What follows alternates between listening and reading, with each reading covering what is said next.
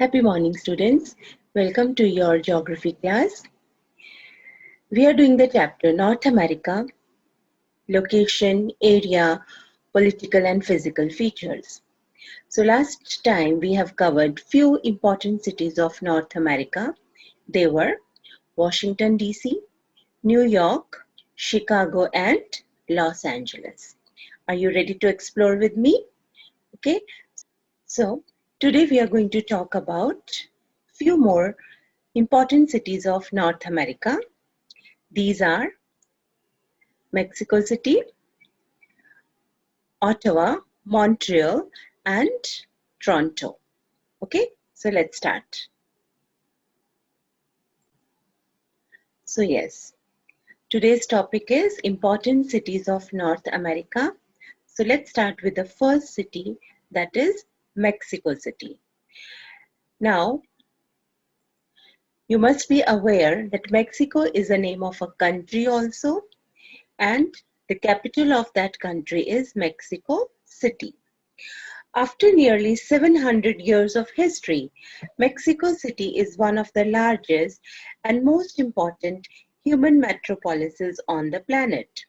The city's history is surely complex, and despite the country's issues, its capital is a beautiful place with many things to offer.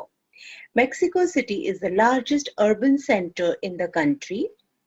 It offers thousands of attractions, and its streets and buildings show the colorful history of a society constructed through centuries of hard work.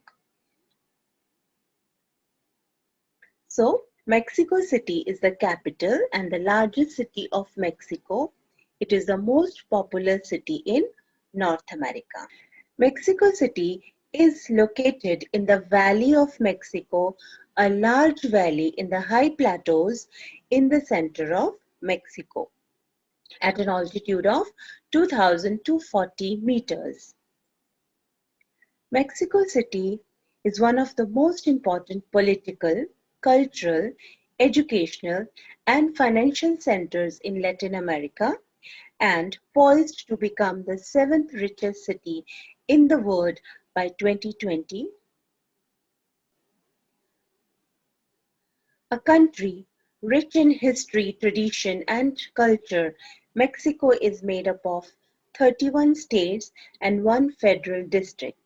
It is the third largest country in North America and has one of the largest population, more than 100 million, making it to the home of more Spanish speakers than any other nation in the world.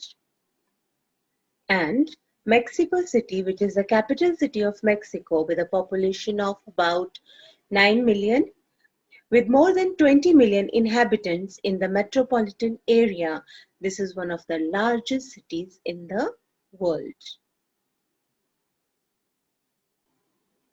So let's explore more of Mexico. In the southern Mexico City, a gritty working class neighborhood gives way to the famous canals of Zocalo, the last remnants of a vast water transport system built by the Aztecs. The UNESCO World Heritage Site of Zocalo, the extensive lake and canal system. So these are the floating gardens of Zocalo in Mexico City. Zocalo is characterized by a system of canals which measure about a total of 170 kilometers square. These canals and small colorful boats that float on them among artificially created land called chinampas are internationally famous. These canals are popular with Mexico City residents as well, especially on Sundays. The World Heritage Site Zocalo is a perfect for a leisurely afternoon boat excursion. Here, colorful gondola-like boats take visitors on cruises, while food vendors, artisans, they float past. So, after exploring Zocalo floating gardens, let's move to our next destination, that is Angel of Independence. The Independence Monument on Reforma Avenue in Mexico City is an unmistakable symbol of Mexico's capital. Golden and glorious, the winged statue of victory hovers above the traffic, chaos, protest, and tourists that pass beneath her feet each day. Look at this picture. Yes, it is recognized across the world as a symbol of Mexico City. This is the base of the Angel of Independence. Its quadrangular base features a bronze sculpture on each vertex and symbolizes law, war, justice, and peace, respectively. Understanding the angel is understanding the city. Mexico City's Angel of Independence monument stands as a tribute to the heroes of the Mexican War of Independence from Spain. The angel is actually a winged statue of Victoria, the ancient Roman goddess of victory. She holds a crown of laurel in one hand to place on the heads of the triumphant independence insurgents, and a broken three-linked chain in the other to symbolize 3 centuries of Spanish rule in Mexico before Mexicans rose up and broke from Spain. Tours to the Angel on a normal day includes only a walk around inside the statue's base and its mini museum in honor of the independence fighters, but with advance notice and a special permit, groups can ascend the statue's winding inner staircase and go all the way to the top of the angel for a glimpse at the city below, a breathtaking sight. Yes, interesting. So we have covered 2 famous landmarks of Mexico City. They were floating gardens of Xochimilco and the Angel of Independence. Now from Mexico City, let's move to the capital city of Canada, that is Ottawa. Ottawa is the capital city of Canada. Location of Ottawa: it stands on the south bank of the Ottawa River in the eastern portion of southern Ontario. So let's see the location of Ottawa, the capital of Canada. Ottawa is Canada's capital city. This means it's also home to the seat of the Canadian government and promises sightseeing and attractions that are to some degree rich in history. Ottawa is Canada's capital. Okay. With over 1 million citizens, it is Canada's fourth largest city. While most Ottawans are English speaking, 15% speak French natively, making Ottawa Canada's largest francophone city. Visitors come to Ottawa to see Confederation Square, Parliament Hill, as well as the National Museums. Ottawa is a vibrant and youthful city with 2 large universities dominating the city centre, University of Ottawa and Carleton University. As the capital city, it boasts beautiful architecture, a bustling downtown core, and a diverse range of interesting neighborhoods. So, Ottawa has some of Canada's oldest and most beautiful buildings, and many are a masterclass in design in themselves. Taking a stroll along Sparks Street or Wellington Street in front of the Parliament building can be breathtaking. And make sure to enjoy the free tour of Parliament to see a panoramic view of Ottawa. So let's explore Ottawa. So the first destination is Confederation Square, okay, which is in Ottawa. Confederation Square is a triangular plaza wedged between Wellington Street and Elgin Street right in front of the Parliament Hill. Next we will talk about Parliament Hill. It is a planned urban space that was together with the National War Memorial officially completed around 1939. You can see a big granite memorial, okay? So the big granite memorial sits at a very center of the square and was originally a tribute to the Canadians who fought in World War I, but has since become more of a symbol of all Canadians serving the country in times of war. Bronze soldiers, look here, including infantry, nurses, dispatch riders, and many more regiments and corps portray the response under the big granite arc. So this is a granite arc, the heroic sacrifices made by Canada. They are watched over by two figures here at the top, okay, representing peace and freedom mounted on the top of the arc. So, located in the heart of the nation's capital, Confederation Square is best known as the site of the National War Memorial. So, let's have a close picture. So, you can see here all these soldiers, infantry, nurses all together. Okay, and here at the top we have two figures representing peace and freedom mounted on the top. Okay, let's have a side view also. I think it is more clear here. So you just have a look. Infantry, nurses, dispatch riders, and many more regiments and corps. So they portray the response under the big granite arch. Clear? And they are being watched over by two figures representing peace and freedom. Clear? Yes, so this is a clear view of two figures which are representing peace and freedom.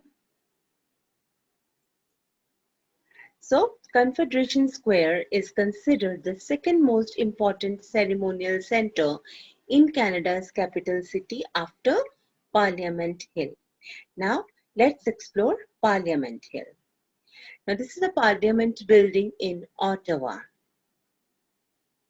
The National Historic Site of Canada is prominently located on the hill above the Ottawa River on Wellington Street in downtown Ottawa. Now, this is the exterior view of Parliament building. This is the interior view of Parliament building. Parliament Hill is home to Canada's federal government, where representatives from across Canada gather to make laws that affect the lives of every Canadian. It is also much more, a place to meet, a place to celebrate, and a place to visit. Parliament Hill is a symbolic heart of the nation. Parliament Hill, known as The Hill, is an area of crown land on the southern bank of the Ottawa River in downtown Ottawa, Canada. Its Gothic Revival suite of buildings is the home of the Parliament of Canada and has architectural elements of national symbolic importance. Yes, after exploring Confederation Square and Parliament Building, okay, let's move to our next city, that is Montreal.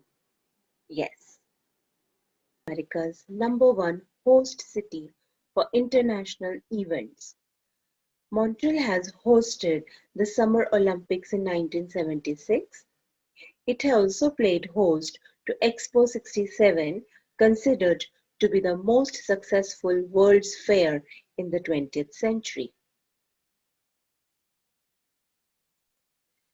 Just walking the streets of Montreal is an experience, especially the historic center known as Old Montreal, which provide a window into the city's rich history with its cobblestone streets and architectural styles ranging from the 16th century to the present. So Montreal is the second largest city in Canada. Yes, the second largest city in Canada, with the largest inland port in the world, began as a French settlement and is often described as the Paris of Canada. Montreal is located at the junction of the rivers St. Lawrence, Ottawa, and the Richelieu. So these are the three rivers, St. Lawrence, Ottawa, and Richelieu. So Montreal is located at the junction of these. Montreal is a great commercial city and was considered the world's leading grain port. It is now one of North America's leading container ports. So you know how Montreal got its name? So Montreal, founded in 1642 as City of Mary. It is named after Mount Royal, the triple-peaked hill in the heart of the city. The city is centered on the island of Montreal, which got its name from the same origin as the city. The city is situated 196 kilometers east of the national capital, Ottawa. Interesting? Yes? Clear? So from Montreal, let's move to our next city, that is Toronto. Toronto is Canada's largest city and a world leader in such areas as business, finance, technology, entertainment, and culture. Its large population of immigrants from all over the globe has also made Toronto one of the most multicultural cities in the world. Toronto is Canada's largest city, the fourth largest in North America. Toronto, the capital of the province of Ontario, is a major Canadian city along Lake Ontario's northwestern shore. Toronto is known for its many skyscrapers and high-rise buildings, in particular the tallest freestanding structure in the Western Hemisphere, that is CN Tower. So this is a picture of CN Tower. The CN Tower is a 553.3-meter high concrete communications and observation tower located in downtown Toronto, Ontario, Canada. The CN Tower was declared one of the 7 wonders of the modern world in 1995. It attracts more than 2 million international visitors annually.